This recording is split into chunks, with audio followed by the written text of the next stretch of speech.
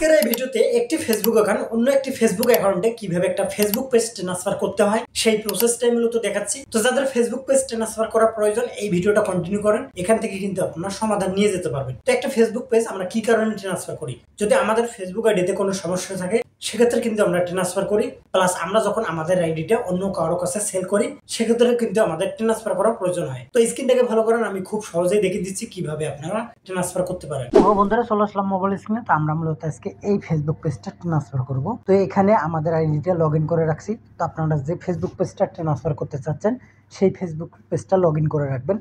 তো এখানে আমরা মানুষের মতো অ্যাকাউন্টটা দেখতেছি, এখানে ক্লিক করে দেব। ক্লিক করে দেওয়ার পর দেখবেন সেটিংস অপশন আছে, এখানে ক্লিক করে দিবেন। ক্লিক করে দেওয়ার পর মূলত এইরকম ইন্টারফেস চলে আসবে। তো আমরা স্ক্রল করে নিচে আসার পর দেখবেন পেজ স্ট্যাটাস, এখানে ক্লিক করে দিবেন। ক্লিক করে দেওয়ার পর দেখবেন যে এখানে পেজ অ্যাক্সেস আছে, এইখানে ক্লিক করে দিবেন। ক্লিক করে দেওয়ার পর দেখবেন এইরকম ইন্টারফেস চলে আসবে। তো উপরে একটা লেখা দেখতেছেন প্রোফাইল উইথ ফেসবুক অ্যাক্সেস, তার পাশে দেখতেছেন অ্যাড নিউ, এখানে ক্লিক করে দিবেন। ক্লিক করে দেওয়ার পর দেখবেন যে এরকম ইন্টারফেস চলে আসবে। তো এখানে নেক্সট অপশনে ক্লিক করে দিবেন। ক্লিক করে দেওয়ার পর দেখেন এরকম ইন্টারফেস চলে আসছে। তো এখানে উপরে দেখতেছেন সার্চ অপশন আছে। তো এখন আপনি যে ফেসবুক আইডিতে আপনার পেজটাকে নিতে চাচ্ছেন সেই ফেসবুক আইডিটা এখানে আপনাকে সার্চ করতে হবে।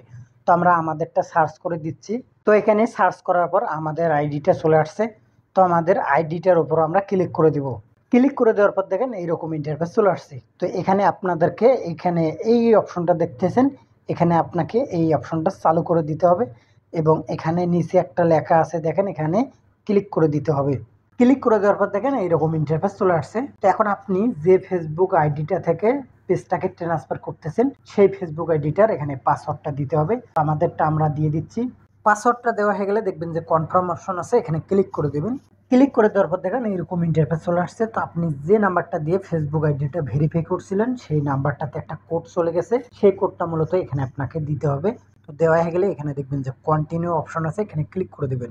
ক্লিক করে দেওয়ার পর দেখেন এইরকম ইন্টারফেস চলে আসছে। তো এখানে কনফার্মে ক্লিক করে দেবেন। তো এখানে কিন্তু আমাদের এখন কাজ শেষ।